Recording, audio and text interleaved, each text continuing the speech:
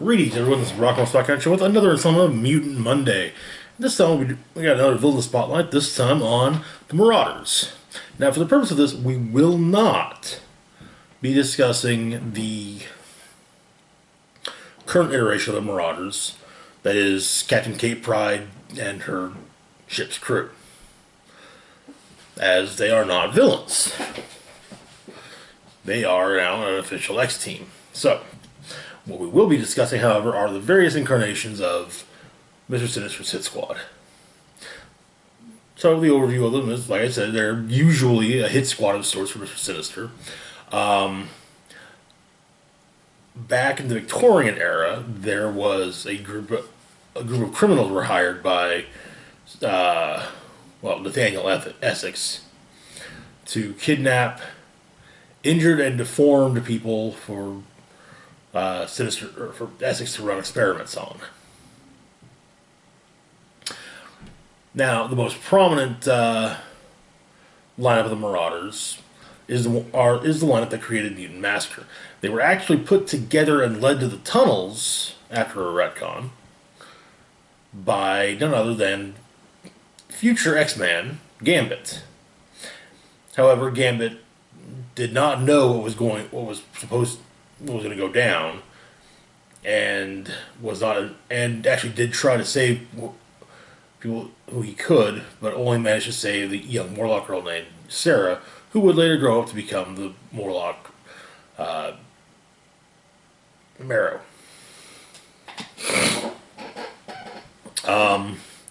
Now, in Mutant Massacre and Inferno and various other appearances, a lot of them have a tendency to die.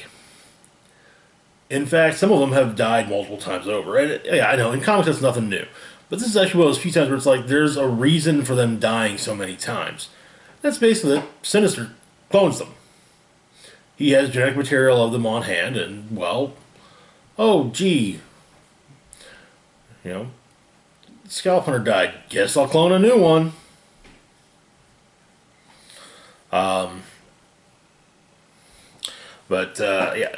These, again, the Morlocks were at what I refer to as the different type of X-Men villain. Along the same lines as the Hellfire Club.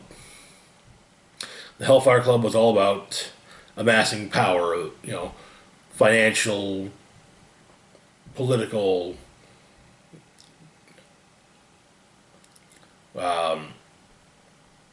financial power, political power, so on and so forth. The Marauders, well, in one of the earlier appearances, field leader Scalp Hunter identified the team by saying, "We're the Marauders. We kill mutants. Who's next?" So, this was not a team that was, wiping out humans to pave the way for mutant ascendancy. No, this was just, they were just psychopaths killing other mutants, plain and simple. However, they've later, after Mutant Massacre and various other events involving them, they've also started taking on other mission profiles for Sinister. Retrieval, body, so on and so forth.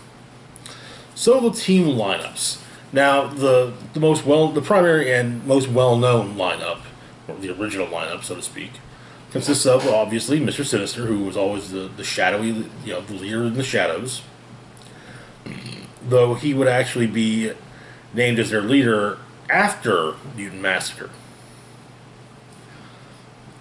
Scalp Hunter, the aforementioned field leader / tactician. He's got a healing factor, or at least decreased aging factor.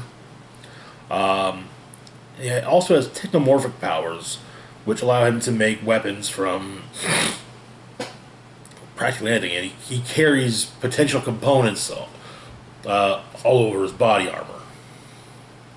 Then you've got the psychic entity Malice, who is generally linked to a choker,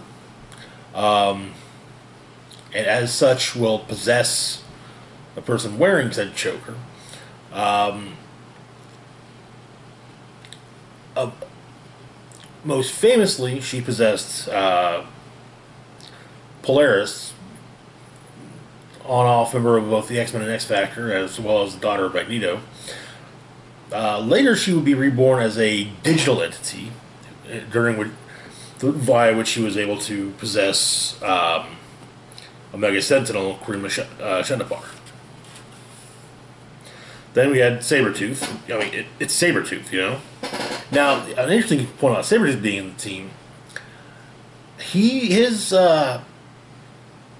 the clones that Sinister has made of him never entirely turn out right, as there's something about the healing factor that jumbles it up. Next up, we got Arclight.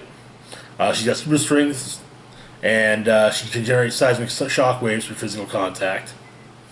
Generally, like, she punches someone, and it's also kind of oh hey, yeah, it's like getting hit with an earthquake, I guess. Blockbuster, who is he's the team's brick house.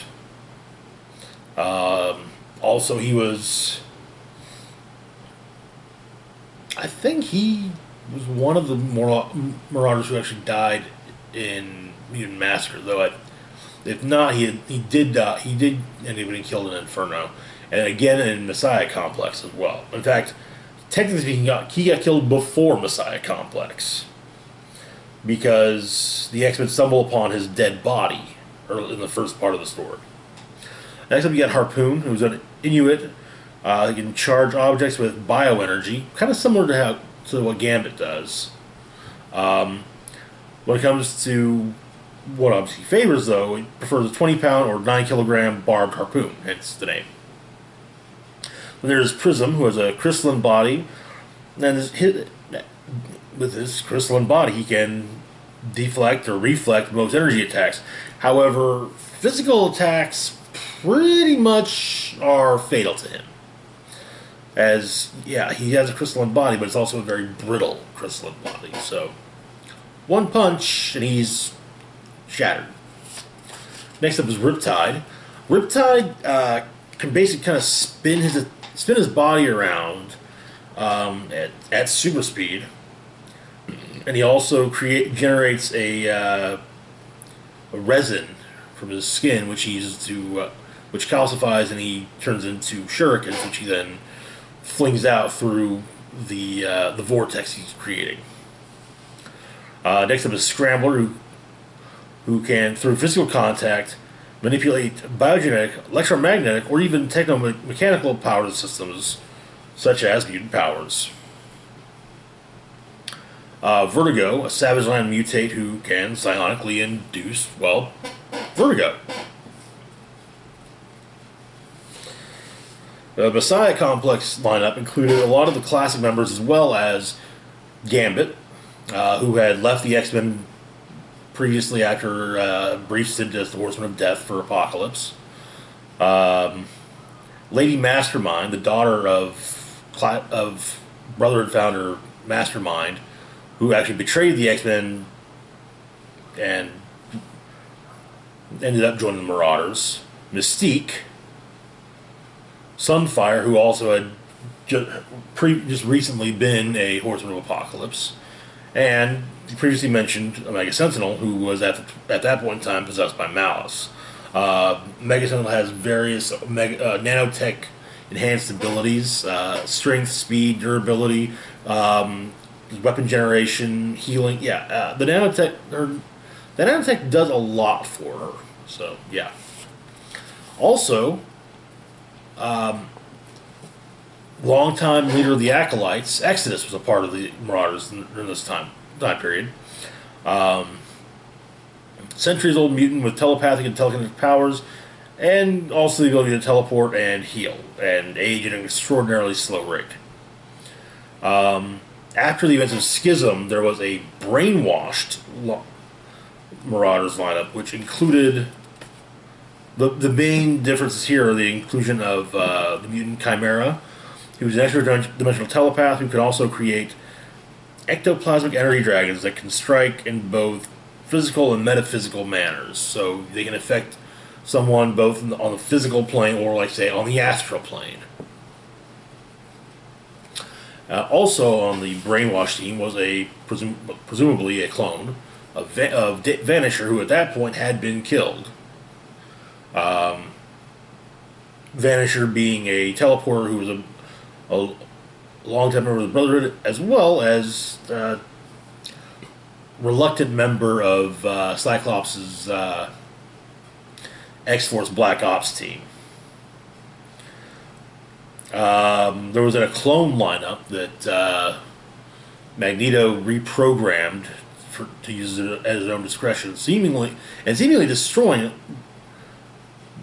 or reprogramming, like, future generations of clones as well.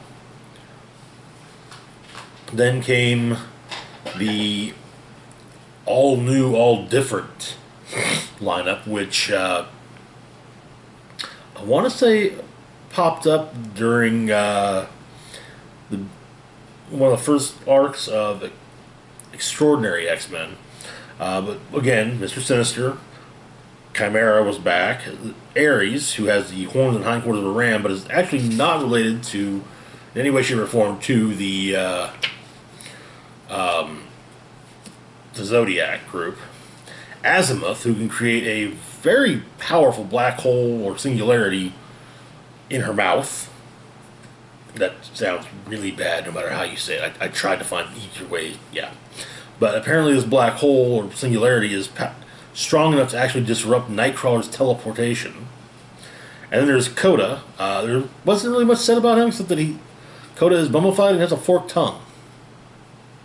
And finally, you had Miss Sinister Marauders. Now, Miss Sinister popped up after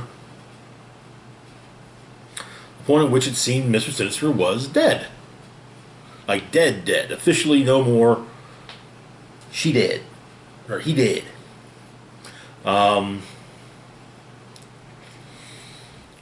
And apparently, Sinister set things up so that, with a handful of children, so that in the event of his death, there was a genetic marker which would then take over the body and turn it into, well, his body. So, now the thing about Miss Sinister's Marauders is they're all refugees from the Ultimate Universe, or 1610. So we got Jimmy Hudson, who was the son of Wolverine in the Ultimate Universe. Guardian, winged and taloned mutant from Earth 1610. The Ultimate version of Quicksilver. The Ultimate version of Armor. Armor being a young X-Man who creates a nigh-impregnable psionic exoskeleton.